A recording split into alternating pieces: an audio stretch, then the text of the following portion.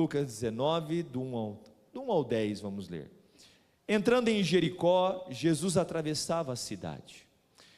Eis que um homem rico, chamado Zaqueu, chefe dos publicanos, procurava ver quem era Jesus, mas não podia, por causa da multidão, por ser ele de pequena estatura. Então, correndo adiante, subiu num sicômoro, a fim de ver Jesus, porque ele havia de passar por ali. Quando Jesus chegou àquele lugar, olhando para cima, disse: Zaqueu, desça depressa, porque hoje preciso. Olha só, a minha tradução aqui é interessante, ela diz que hoje preciso ficar na sua casa. Zaqueu desceu depressa e o recebeu com alegria.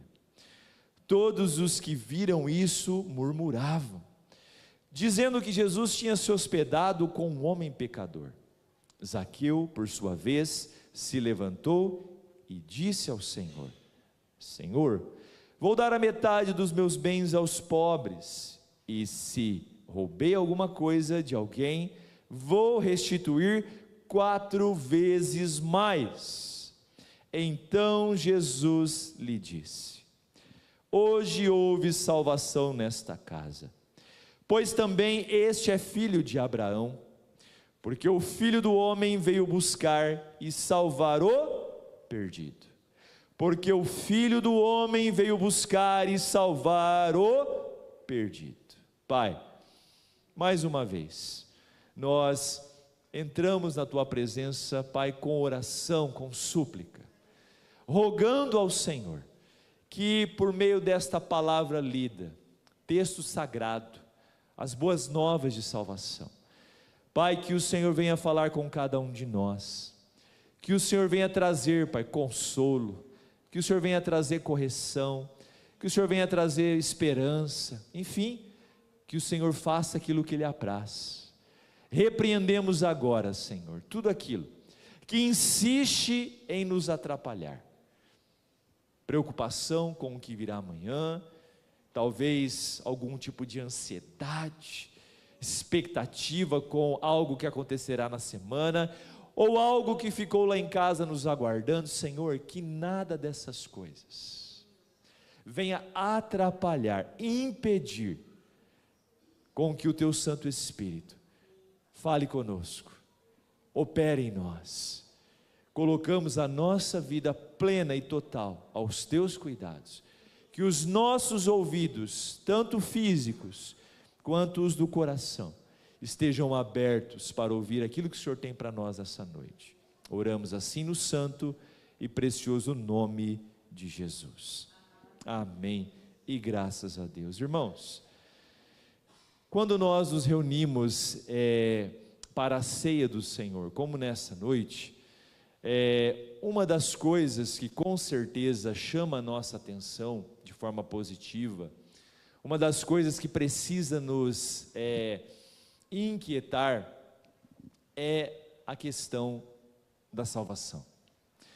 Porque não tem como participar dessa mesa, comer do pão e beber do cálice, sem ter sido alcançado por ela, sem de fato ter crido em Jesus Cristo como nosso único e suficiente Salvador, e posteriormente descer as águas do batismo. Para participar dessa mesa, essas etapas são necessárias, e isso nos remete à obra da salvação e também ao arrependimento que foi gerado pelo Espírito Santo para que a gente chegasse até aqui. Então talvez não haja uma palavra tão apropriada como a da salvação para ser ministrada num culto de ceia. E me lembrando desse personagem, desse homem que era o chefe da coletoria, ele não era apenas um publicano, mas ele era o publicano. Ele era o chefe, o responsável pela coletoria, ele era o chefe dos publicanos. Era um homem com certeza, de uma hierarquia alta. O texto diz que ele era rico, e quando a palavra de Deus diz que havia uma multidão, é porque era multidão. Quando havia poucas pessoas, é porque tinha poucas pessoas. E quando a palavra de Deus diz que alguém era rico, é porque essa pessoa era rica de verdade, Nós não temos muito bem uma dosagem para a palavra rico, Para mim, irmãos, a palavra rico, ela se remete para uma pessoa que não necessariamente é rica, né? Talvez a definição de rico é de alguém que tenha muita, mas muita posse financeira mesmo. Então, a minha visão de rico é baseada no meu estilo de vida, né? No meu patamar financeiro. Então, alguém que talvez tenha 4 vezes o que eu tenho, para mim é rico, mas não necessariamente ela é rica na acepção da palavra. Mas aqui o texto diz que Zaqueu era um homem rico. A riqueza dele era lícita? Será que era uma riqueza ganha de forma correta? Não sei. O texto não diz, não fica claro que Zaqueu era alguém que usava de meios escusos para enriquecer, não fica claro, tá? Porém, era muito normal, natural naquela época, que os publicanos praticassem a extorsão, ou cobrassem algum tipo de propina, coisa que nos dias de hoje não acontece, né? Brasília, né, no nosso governo estadual, nas prefeituras, né, de todo o nosso país, graças a Deus, essa prática é muito difícil isso acontecer. Isso é lá, uma em cada 99 notícias é que fala que teve algum caso, não é verdade? Quem dera, né, irmãos? Isso é uma prática comum, infelizmente, né? No meio político, no meio empresarial, enfim, todas as áreas, até na igreja, tá? Até na igreja, seja ela evangélica, seja ela católica, enfim, gente que pratica crimes de ordem financeira tem em todo lugar, tá? Não tem estrela na testa, não dá para saber se é, se não é. Agora, o fato é que Zaqueu era rico, era o chefe dos publicanos, e diz que ele ficou sabendo que Jesus ia passar por ali. Ele já ouvia falado a respeito de Jesus, a fama de Jesus já havia corrido, e algo o inquietou, de tal forma que ele queria ver Jesus, ele queria saber quem era esse Galileu, quem era esse homem tão afamado, que aonde passava mudava vidas, curas eram feitas, pessoas eram comovidas e movidas a uma transformação. Que homem é esse que enfrenta os fariseus, que enfrenta a classe religiosa, que enfrenta as autoridades? Eu quero ver esse homem. Algo falou ao coração dele. O texto vai caminhando até o ponto em que ele se encontra com Jesus, acontece o arrependimento, e é interessante, e é aqui que eu gostaria de chegar nessa introdução. O que significa a palavra arrependimento? Arrependimento, dentre as muitas definições, ela é o pesar ou a lamentação pelo mal cometido. Contrição, mudança de direção, mudança de mente. Então, arrependimento é uma obra muito complexa e completa. E por ser complexa, ela é muitas vezes confundida com outros tipos de sentimento, como remorso, por exemplo, né? Às vezes a pessoa sente remorso e pensa que sentiu arrependimento, mas uma das marcas do arrependimento é que o arrependimento ele produz mudança de direção e mudança de mente. Os gregos, no grego é a palavrinha chamada metanoia, talvez você já ouviu falar. Então, a metanoia é a mudança de mentalidade. Então imagina só você, um indivíduo que tinha uma mentalidade corroída, corrompida, agora, ao encontrar-se com Cristo e passando pelo processo do arrependimento, a mente agora é mudada. Por isso que é impossível para alguém que verdadeiramente se arrependeu e foi alcançado por Jesus, é impossível que tal pessoa, irmãos, viva no pecado. Mas pastor, eu não estou entendendo, eu ainda peco. Calma lá, vamos explicar nos mínimos detalhes, tá? Existe uma diferença em ainda ser sujeito a pecar e viver no pecado. tá? Quando eu vivo no pecado, significa que o pecado me domina, a prática do pecado tem uma coleira e possui domínio sobre a minha vida. Era o que acontecia conosco antes de Jesus. Eu não sei você, mas o pecado dominava a minha vida. O pecado exercia domínio sobre mim em algumas áreas da minha vida. Quando Cristo me alcançou e o fruto do arrependimento foi gerado por meio do Evangelho, e o arrependimento é gerado por meio da palavra, ok? A palavra é pregada, se ouve a palavra, a fé opera o arrependimento e a conversão. Então, olha só, viver no pecado é ser dominado pelo pecado. Estar sujeito a pecar significa que, apesar de sermos alcançados por Jesus, passado pelo arrependimento, ainda o pecado de uma forma não mais voluntária, mas acidental, ele ainda acontece. Então o pecado não pode ser algo mais desejado, planejado, mas ele precisa ser um acidente. Você sai de casa com o seu carro e diz assim: hoje eu vou bater meu carro lá na esquina da prefeitura, um exemplo. Alguém aqui já saiu com esse desejo? Eu vou bater meu carro. Não, hoje eu estou afim de dar uma amassadinha só, não vou bater muito forte, só para ver como é que é. Será que o airbag aciona, né? Claro que não. Isso é o que tem que acontecer com a gente como cristão. Você levantou, fez a sua higiene matinal, tomou café, saiu para trabalhar, você não planejou que lá no trabalho alguém ia falar uma coisa para você e você ia cirar e ia acabar respondendo de uma maneira grosseira para alguém. Aconteceu, não foi planejado, você pecou, você não deveria ter tratado aquela pessoa daquela forma. Aí o que acontece? Você pede perdão ao Senhor. Se foi contra outra pessoa, você pede perdão para a pessoa. Ok, o sacrifício de Jesus, ok, é suficiente. Agora, se eu saio de casa planejando brigar com alguém, ofender alguém, magoar alguém, ou fazer qualquer outro tipo de coisa, significa que o pecado me domina. Então essa é a questão. Então o arrependimento é o pesar ou lamentação pelo mal cometido, contrição, mudança de direção, mudança de mente. Então, como é que eu identifico, tá? Como eu posso identificar se uma pessoa, ela verdadeiramente é convertida, se Cristo a alcançou? Se ela possuir o fruto do arrependimento na vida dela, você pode ter a total certeza que Deus fez uma obra na vida dela. E o mesmo vale para você medir a sua vida. O arrependimento é um fruto precioso, porque no arrependimento verdadeiro, há uma mudança de direção. Roubava, não rouba mais. Extorquia, não extorque mais. Fraudava, não frauda mais. Comprava e não pagava, agora paga. Mentia, não mente mais.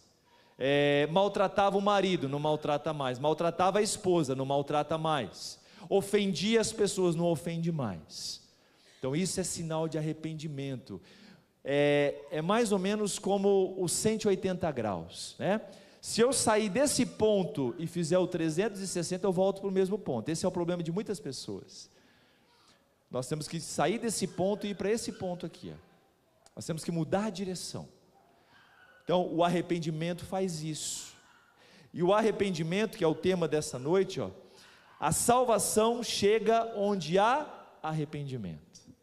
Então a salvação, ela chega, ela faz morada, ela transforma o coração onde há arrependimento.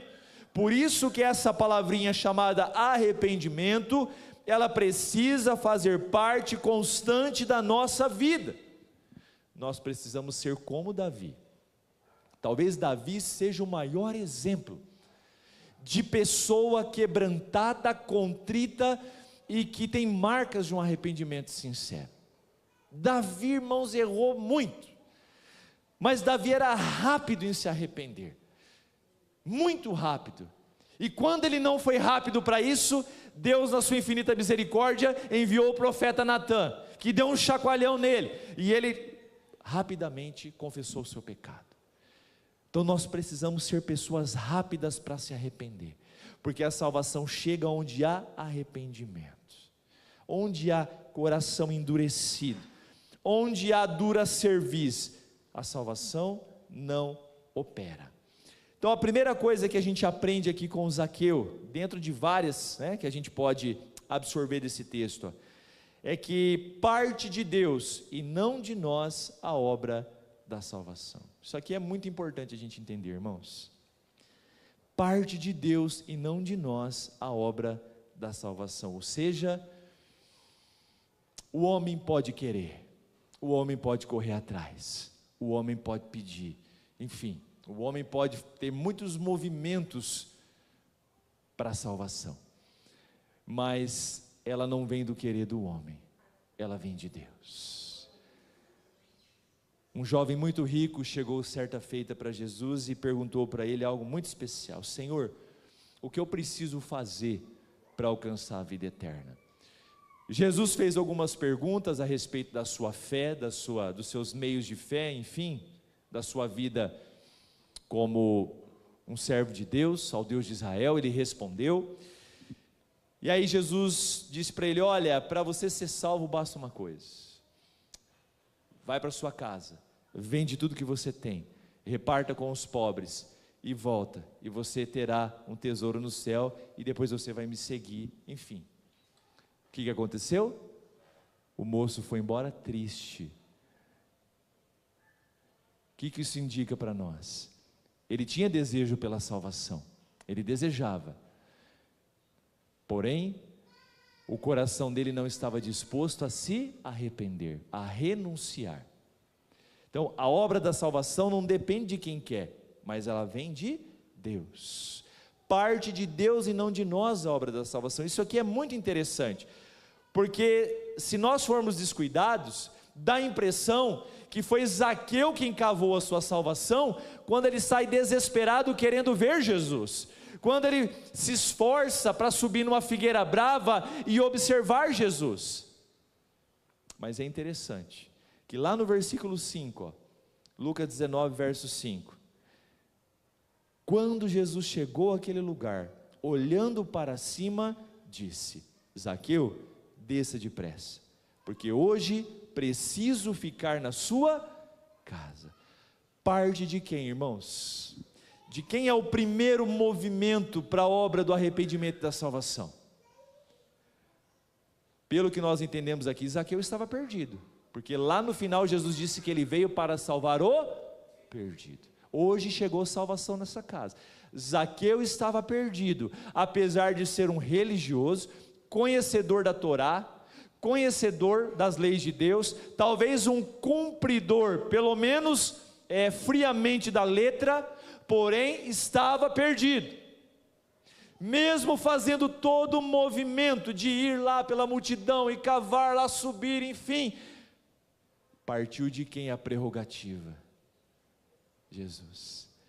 Tinha uma multidão ali, tinha gente do tamanho do Luan, do tamanho do Lucas, tinha gente do meu tamanho, estatura mediana, tinha gente mais baixinha, inclusive Zaqueu era de pequena estatura. Qual que era a estatura de Zaqueu? Não sei, ele era de baixa estatura. O que era baixa estatura naquela época? Eu não sei, precisaria se aprofundar. Qual que era a estatura média há 2000 anos atrás? Não sei, no contexto do Oriente Médio, não sei, ele era de baixa estatura, mas no meio daquela multidão, Jesus olhou, enxergou e chamou Zaqueu.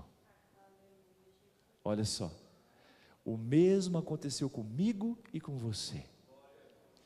Nesse mundo de mais de 8 bilhões de pessoas, meus irmãos, eu faço uma pergunta para vocês: será que não tem pessoas melhores do que nós? Vamos fazer o exercício de humildade? Será que não tem gente mais capacitada do que a gente? Será que, em vez de mim, o Senhor não poderia ter chamado pessoas que falam, talvez, que tem um português muito melhor do que o meu, que talvez tenha uma retórica, uma oratória muito melhor do que a minha, que talvez tenha uma capacidade de absorver e gravar o Evangelho, que tem uma capacidade de penetração muito maior ao coração das pessoas? Enfim, com certeza tem gente muito melhor do que eu, muito melhor do que você. Mas aí, irmãos, é o mistério da graça. No meio dessa grande multidão de bilhões de pessoas, o Senhor enxergou a mim e a você, e nos atraiu, a sua graça irresistível. As escamas dos nossos olhos caíram, e nós a enxergamos e fomos atraídos pela sua presença, como nós cantamos. João 15:16, não fostes vós que me escolhestes, mas eu vos escolhi e vos constituí, para que vades e produzais fruto. Olha que coisa linda. Não foi você, não fui eu. Nós não escolhemos a Jesus, Ele nos escolheu.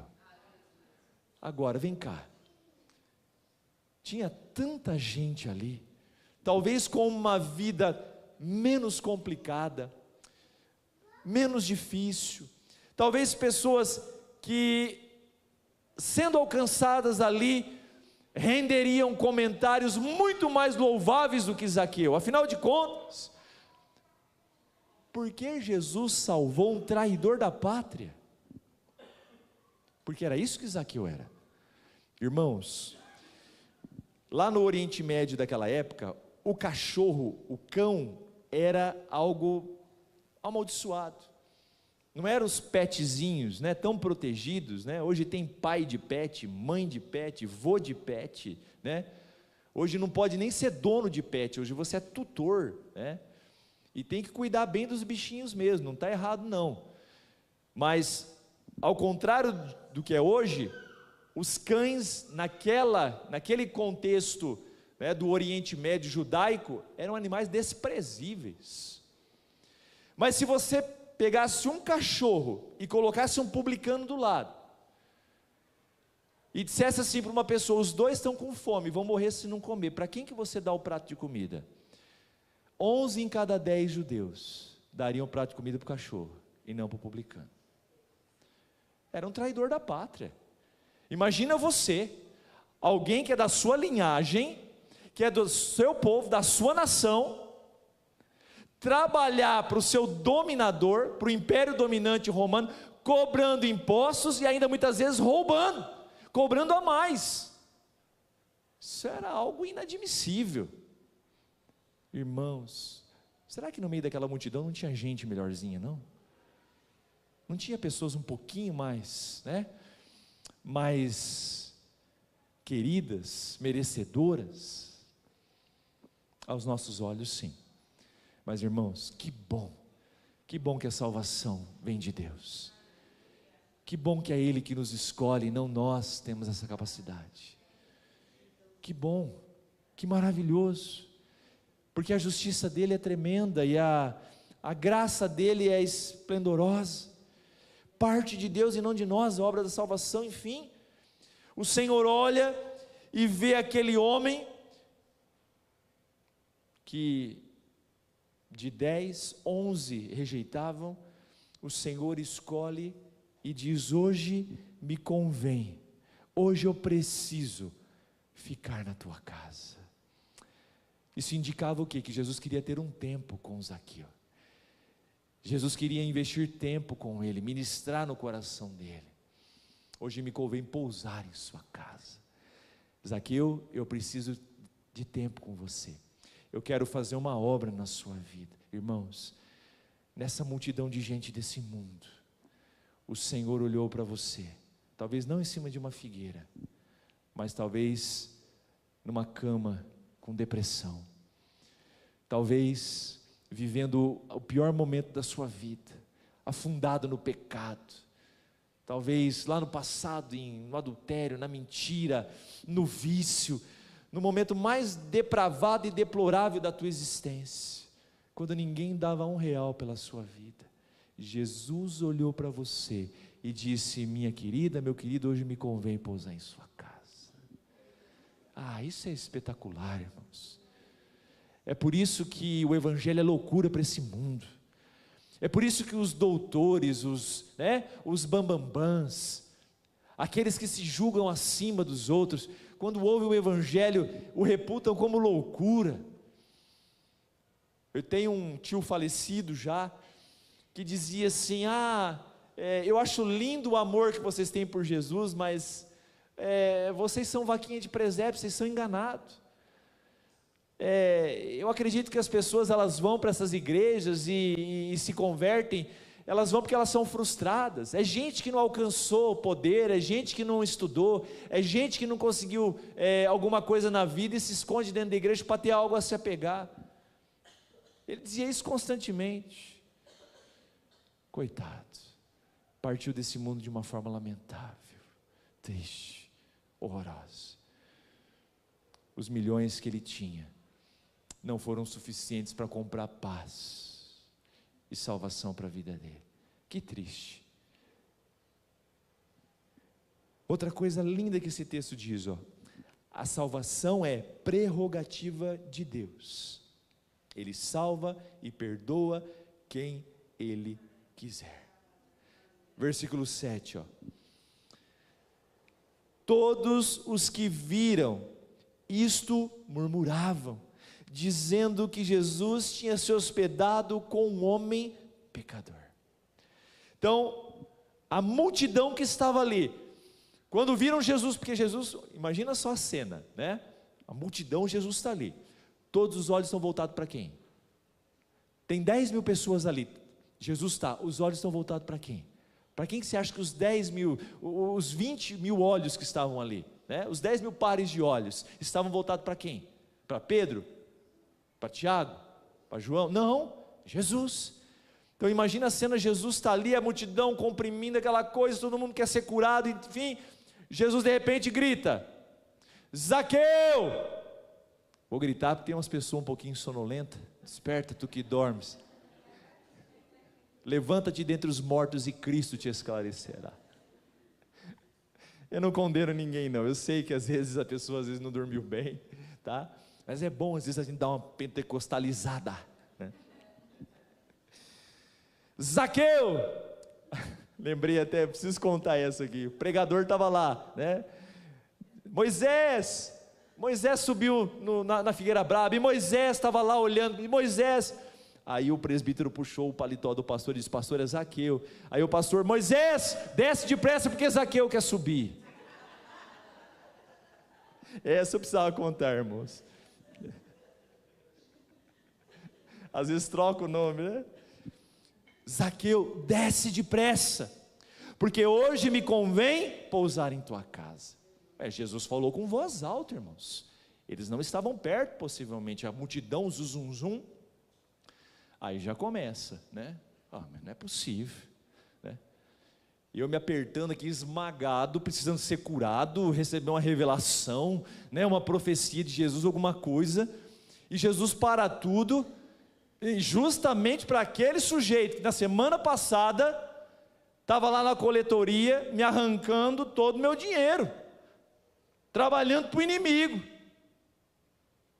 E não é assim que acontece nos dias de hoje, 2000 anos depois? Irmãos, olha que loucura. Está vendo só como é que o príncipe desse século, Satanás, cega o entendimento das pessoas? E se não for Deus se revelar, irmãos, as pessoas não entendem. Vamos lá. Nós temos uma pessoa que está há 30 anos, um exemplo, tá? Alcoolizado, mas é aquela pessoa que cai na sarjeta cotidianamente, dorme na sarjeta, de tão embriagado que 30 anos. É o bebinho da cidade, é aquele que todo mundo já sabe que é o bêbado da cidade, né? Caído para lá e para cá, ganha apelido, as pessoas zombam, enfim. Num belo dia, essa pessoa aparece, banho tomado, cabelo cortado, barba feita, não está etilizado, não tem cheiro de álcool, né, saindo da sua boca, bem vestida, com uma biblinha na mão, indo para a igreja, no domingo. Nós dizemos isso, glória a Deus, aleluia, porque Jesus se revelou para nós. Mas o que a sociedade diz? Agora bebeu todas, acho que acabou a pinga, não tem mais marca de pinga, de cerveja, não tem mais o que beber, porque Aí agora, depois que bebeu, acabou com tudo que tinha, frustrou os filhos, a esposa, enfim, aprontou, pintou e bordou, agora está lá dentro da igreja o crentinho. Não é isso que a multidão diz? E não deveria ser o contrário? As pessoas não deveriam dizer, que coisa linda. Alguns até dizem, mas a grande maioria fazem esse tipo de comentário. Imaginem os comentários que não foram ditos aqui. Tanto é que Lucas relatou um deles aqui, ó. Todos os que viram isso murmuravam. O que é murmurar? Você já murmurou na sua vida? Eu já. O que é murmurar?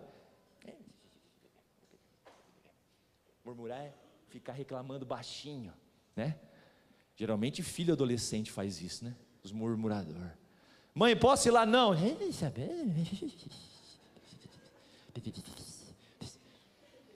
Manu, tô de olho, Manu. Quem nunca murmurou? Que a gente elimine isso da nossa vida, às vezes escapa. Todos que viram isso murmuravam, dizendo que Jesus tinha se hospedado com um homem pecador.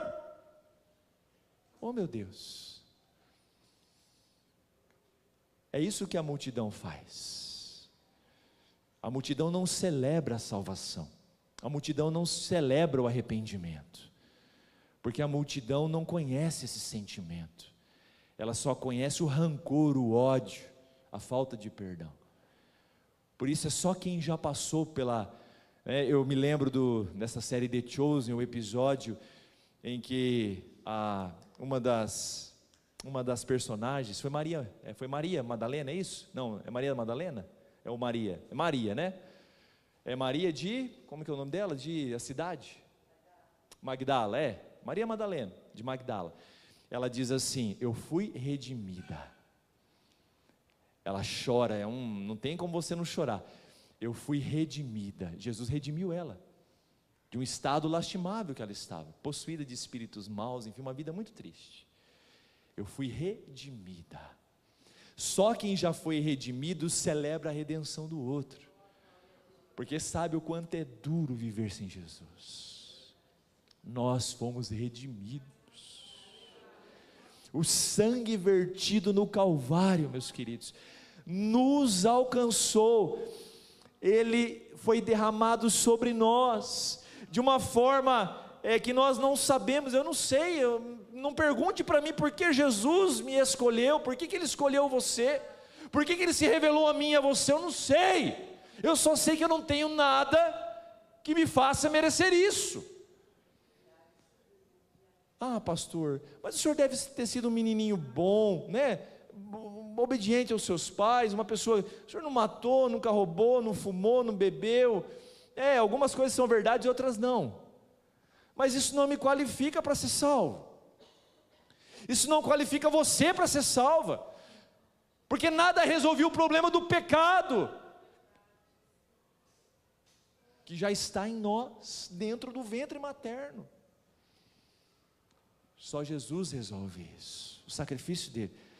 Irmãos, Ele me viu lá na figueira brava, Ele viu você lá em cima da figueira, no meio de uma grande multidão, Ele te escolheu, e ainda tem gente para ser vista, e ainda tem gente para que Jesus diga, hoje me convém pousar em sua casa. E é por isso que a igreja está aqui, é por isso que ela prega, é por isso que ela se move, é por isso que ela não foi arrebatada, porque essa mensagem precisa chegar a muitos aqueus. E por fim, Romanos 9,15, deixa eu ler isso aqui, ó. O apóstolo Paulo diz assim, porquanto ele declara a Moisés, olha só, o que Deus disse a Moisés, terei misericórdia de quem eu quiser ter misericórdia, e terei compaixão de quem eu desejar ter compaixão. Olha, meus queridos, eu sinto muito, mas eu preciso dar um recado para as pessoas que ficam tristes quando alguém é redimido, né? Eu não posso fazer nada quanto a isso.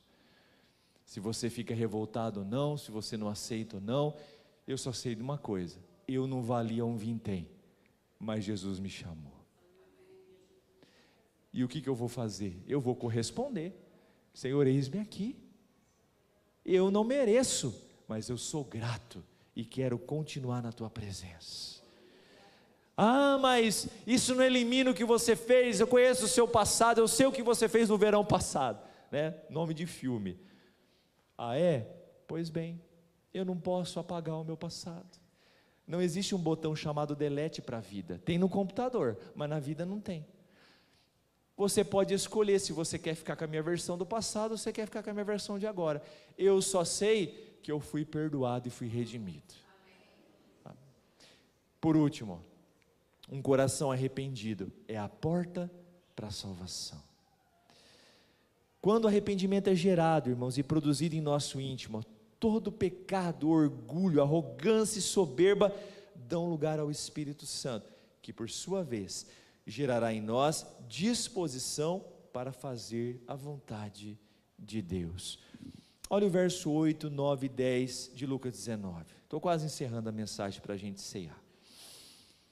Zaqueu, por sua vez, se levantou e disse ao Senhor, ele ouviu todo aquele povo murmurando, mas ele por sua vez se levantou e disse ao Senhor, Senhor, vou dar a metade dos meus bens aos pobres, e se roubei alguma coisa de alguém, vou restituir 4 vezes mais. Olha o que Jesus disse, hoje houve salvação nesta casa, pois também este é filho de Abraão, porque o Filho do Homem veio buscar e salvar o perdido. Olha só, está vendo só?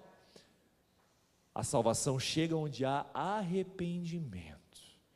Seria muito lindo Jesus dizer, desce daí que eu vou pousar na sua casa, pousar uma noite com ele lá, fazer uma oração, abençoar o lar dele, a família dele, enfim, que bênção, Jesus pousou na minha casa, e Jesus foi embora e fica por isso mesmo. Não, olha só, esse encontro de Zaqueu com Jesus, o atrair de Jesus na vida de Zaqueu, produziu o fruto do arrependimento. Jesus não forçou nada, Jesus não colocou a faca no pescoço, Jesus não se impôs, mas o fato dele ter se encontrado e ter passado, pela questão do arrependimento, ou seja, a salvação operada na vida dele, a manifestação do Espírito Santo, gerou de forma espontânea uma atitude muito linda. Senhor, eu vou dar a metade dos meus bens aos pobres. O que a gente vê aqui? Libertação. Possivelmente por ser muito rico, Zaqueu confiava em suas posses e se apegava nos seus bens. Quando ele então diz espontaneamente que iria dar metade do que tinha aos pobres, o que ele está dizendo? O dinheiro não é mais o meu Deus, o dinheiro não é mais a minha segurança, porque agora eu encontrei alguém que realmente é meu Senhor e a minha segurança. E aí ele diz o seguinte, se porventura roubei, defraudei, causei prejuízo a alguém, pode bater aqui na minha porta, que eu vou devolver para você 4 vezes mais. Olha só, isso tem muito mais do que um viés financeiro, isso mostra que Jesus muda caráter, Jesus muda destinos, Jesus muda corações, Jesus transforma uma vida, e aí entra naquilo que eu falei sobre arrependimento, na definição de arrependimento, mudança de direção e mudança de mente. Alguém que verdadeiramente foi alcançado pela graça do Senhor e salvo por Ele, é alguém que tem a mente mudada, é alguém que muda de direção, muda de postura e produz frutos dignos de arrependimento. O contrário, irmãos, pode ser qualquer coisa, menos uma conversão genuína e uma salvação genuína. Por fim, Lucas 23, do 39 ao 43, para a gente encerrar. Quero convidar o presbítero Luiz, o presbítero Mário, também o diácono Deonir e o irmão Lídio, o diácono Lídio, para estar aqui à frente. Os 4 podem se posicionar aqui. Os nossos irmãos do Ministério de Louvor também. Se alguém... a Elaine está aqui, né?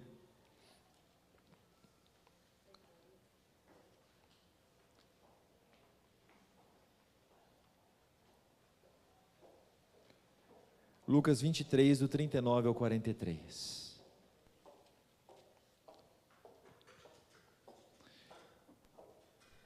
Um dos malfeitores crucificados blasfemava contra Jesus, dizendo: você não é o Cristo, salve-se a si mesmo e a nós também. Porém o outro malfeitor o repreendeu, dizendo: você nem ao menos teme a Deus, estando sob igual sentença? A nossa punição é justa, porque estamos recebendo o castigo que os nossos atos merecem, mas este não fez mal nenhum. E acrescentou: Jesus, lembre-se de mim quando vier no seu reino. E Jesus lhe respondeu: em verdade lhe digo, que hoje você estará comigo no paraíso. Irmãos, a salvação é prerrogativa do Senhor. Ele salva quem Ele quer. Ele salva o chefe dos publicanos, Ele salva um malfeitor crucificado. Ele salvou pessoas como nós. E não se espante, porque Ele ainda vai alcançar gente que talvez você torça o nariz hoje, mas que você vai celebrar pelo que Ele vai fazer. Vamos ficar de pé. Louvado seja Deus.